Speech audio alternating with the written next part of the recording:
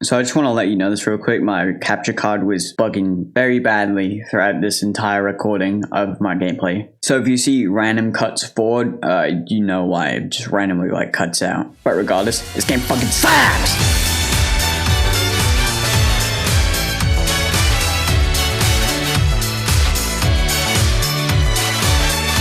First thing you'll notice when playing the game is that the controls are fucking great. I can't exactly say whether this on Mario 3D World are more refined in terms of controls, and that's really just because they're two entirely different games, so comparing both to each other would be pretty dumb. So all I can really say about this game's controls is that they're fantastic. It is really satisfying to play, and that all has to do with how each move chains together. You can pull off a bunch of combos like a dive into a long jump or whatever, and it's very smoothly done. I've seen a lot of reviews for Mario Odyssey looking back at the game, and in those reviews I see people making the videos complaining that the dive is mapped to pressing the left trigger and then the Y button, but I know it's kinda satisfying. Even if it wasn't, what else do you map it to? In Mario 64, the dive can be super inconsistent. You just have to press B while running, but a lot of the time the game will do something else, like jumping and diving at the same time. It's a really good combo when used and can get some serious distance, but half the time I pull it off I end up just doing an air kick instead. It's really annoying. But in Mario Odyssey there are no other moves mapped to both left trigger and Y, making it impossible for the game to do something else instead. I just don't get the complaint.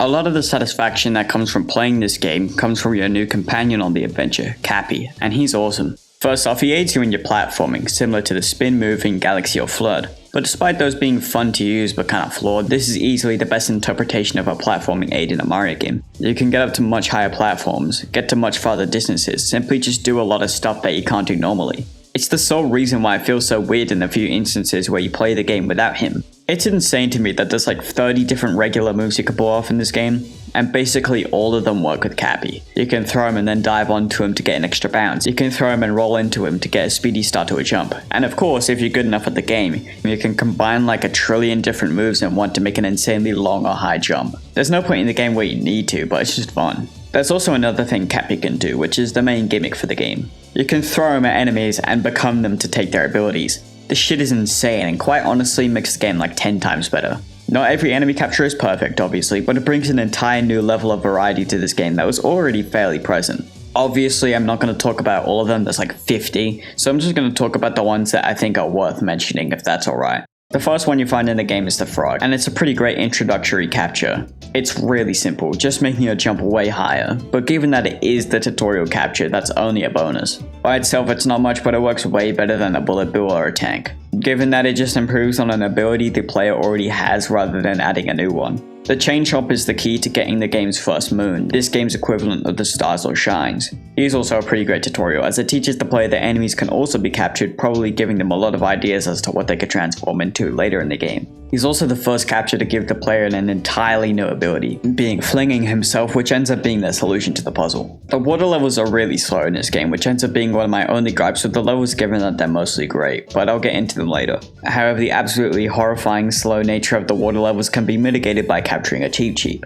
And by using it you can move way quicker underwater, as well as having the bonus of breathing underwater. There's another water capture in the game being the Gushing, and despite both being water captures, they serve totally different purposes. The Cheep Cheep is meant for mobility and safety underwater, while the Gushing moves quicker with the caveat that he can't go underwater. This dynamic works well, and both of them fix their water levels for the most part. Quick spoilers for the end of the game, okay? Skip to this fucking timestamp, alright? The last one I want to mention is Bowser himself. He can be captured during the final escape sequence and it's really cool. He can shoot fireballs and claw at shit, and he can be fun to play as. As I said, you play him in the final escape, and it's really cool. Being this big gauntlet of challenges you take on as Bowser. It's a perfect send-off to what I think is a pretty great game. The game does end pretty abruptly though. There's no scene showing the back of the Mushroom Kingdom or whatever, and it's really weird. Mario just throws his cap at the screen and roll credits immediately after, wow. Still though, the escape sequence is really good. Definitely better than the final boss. The bosses in this game are, dare I say, good. Not many of them are fantastically designed or anything, but there aren't many I'd say weren't enjoyable. A great thing about the bosses is that, for the most part, they fit the difficulty of the point you are in the game mostly well. You fight Topper first, and he's a good tutorial boss. He runs at you and he has a bunch of hats, and the boss teaches you that you can also use Cappy as a weapon. He's pretty great for a first boss. He's easy enough for inexperienced players, but also hard enough not to be a total cakewalk to anyone really. at least later in the game. Harriet honestly ended up being one of my favorite bosses, and it's no doubt due to the ingenious way she's designed. She throws bombs at you, and her third attack is always a big bomb that's very obviously meant to be something to hit. After hitting it, she becomes vulnerable and you can stomp on her for a hit. After that, she goes into her hat and starts dropping bombs for around 10 seconds and the cycle repeats. My first time playing this game, my dumbass just hit the big bombs because there's no insanely clear indication that the small bombs can be used too. But that's not a bad thing. Again, it's entirely optional to hit them, and all it does is just speed up the process. And it teaches the player that you should try hitting stuff with Cappy to see if it works. And when she goes into her attack cycle where she drops the bombs from the hat, I thought you just had to wait, but you can hit the bombs back into her to skip the attack, which is a really cool way to integrate attack cycle skipping. It's not an amazing boss or anything, and it's just a little bit too easy for the point it is in the game, but I have to give props to the ingenious decisions made with her. Knuckler Tech is also pretty great. His gimmick is his two floating hands, and you gotta lure him into punching the ice on the ground. After that, you can capture his hand and fly it back into his face, which feels great. After every hit, he gets a new attack like swanning a bunch of ice to rain down from the sky or trying to crush you with his hands. This adds a really progressive feeling to the boss, and it's fucking awesome. Torque Drift is probably the worst big boss in the game. You gotta use the uproot capture to jump over these laser rings, and after that you gotta destroy these 3 pylon things and then hit his weak spot. At least in my opinion, I feel like you have way too much time and space to jump over the laser rings. It'd be way cooler if there were poison spots or something to make it harder, but it's boring. Kukateel is a bit better. He has this pretty damn long attack phase where he just spits out food that's really easy to dodge. But the way he uses the lava bubble capture is pretty cool. He spits out this weird lava-like goop, and you gotta climb up it with the lava bubble and conk the guy on his head. There's some stuff you gotta dodge on the way up, which does make it harder, but it doesn't excuse the really long and easy attack phases. As of now, the boss is just alright, even though they could have easily made it better by just making the first attack phase shorter. A lot of Nintendo YouTubers clearly love the Ruined Dragon because it looks like it stumbled into the wrong game. And I can't lie, it does look really cool. But anyway, he shoots these wheel projectile things that can honestly be pretty challenging to dodge sometimes. And after that, he'll slam his head onto the ground to make this electric chain pattern thing. After that, you gotta take all the pegs out of his head and ground pound his damn skull. It's a really cool and fun boss, and my only complaint is that Cappy makes the electric chain attack way too easy to survive. They could have made some of the later chains less chaotic and stretched them up a bunch to make Cappy unusable in that situation, and I think that would have made for a much more interesting attack. But still, this boss is really good. However, the Robo Brood has to be my absolute favorite. It's the only boss that defies the 3-hit rule, and honestly I think that was for the better because this boss is amazing. It shoots bombs at you, and using the Pokio capture you gotta whack them back at his legs. After damaging its legs, it falls over and you can climb up to kill one of the Broodals, and that counts as one of 4 hits. As the fight goes on, it gains more attacks like slowly stepping towards you or this charge attack. It's a very progressive fight, but what makes it for me is the harder method of killing it.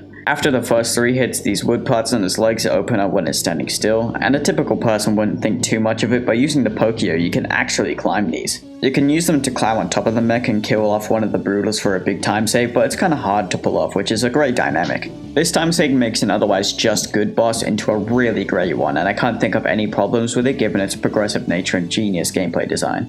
The last boss I have to talk about is obviously Bowser himself, and he's just alright, which kinda sucks. He throws his hat at you and you gotta hit it with Cappy and then use it to punch Bowser himself, which feels satisfying. As the fight goes on, he throws more hats at you with only one of them being the real one, and it's an okay fight I guess, but a little too easy for the point it is in the game.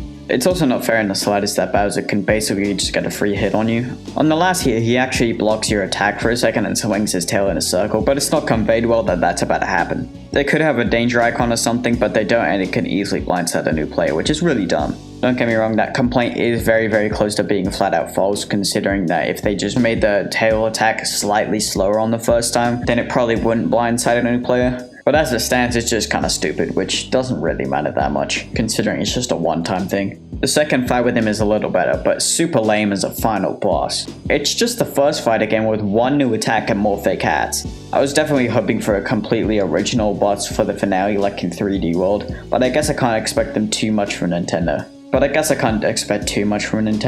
As is, it's a fine boss, but a repeat battle for a boss that wasn't even that good as is pretty disappointing. A thing I can undoubtedly praise with these bosses is that they have super creative designs. A lot of them are something you'd never see in New Super Mario Bros. Or whatever. Creativity seems to be this game's strong point. There's tons of new stuff around every corner, whether it be the captures or the locations. The locations in this game are some of my favorite in terms of level themes, like the Wooded Kingdom being a blend of a forest or mechanical type area. There's also Seaside Kingdom, which every Nintendo YouTuber including me uses the music of, as well as Bowser's Kingdom, which has an ancient China look I really like. Most of the main moons you gotta collect are really good, like in Sand Kingdom. You gotta go through this entire pyramid level and then come back out on the top to fight Harriet. But outside that 3/4, maybe half if I'm being generous, of the optional moons are really lame for the most part. Obviously some of them are bound to be really good considering there's 800 of them, but most of them usually revolve around a few archetypes. We've got timed challenges, putting a seed into pot, kicking rocks, shit like that. None of those are necessarily bad on their own, but given these are repeated a bunch throughout the game, it's safe to say that they get repetitive very quickly. The sub-areas a lot of these moons exist in also look really plain a lot of the time, and that sucks because this game looks great. I can't exactly describe what makes the game look nice, it just really does, even if again I like Mario 2 visuals more.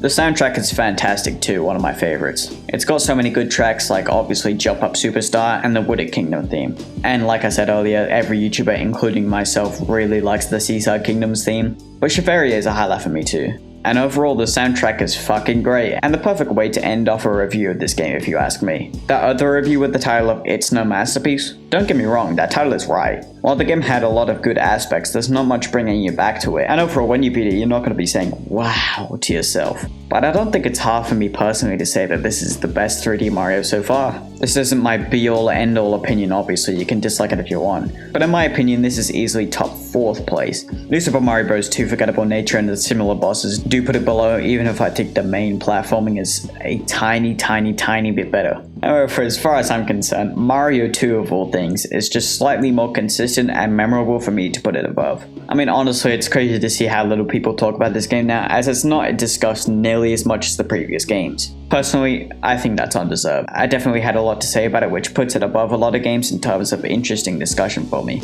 But you don't even want to see me talk about this game any longer, do you? Because you want me to talk about this game. Yep, it's that time. I've spent around 3 months just writing for this retrospective alone, so it's safe to say I'm excited. Will we end off in a bang? Will it be overrated? Or is this right here the definitive Super Mario experience? Well, I think it's time to find out.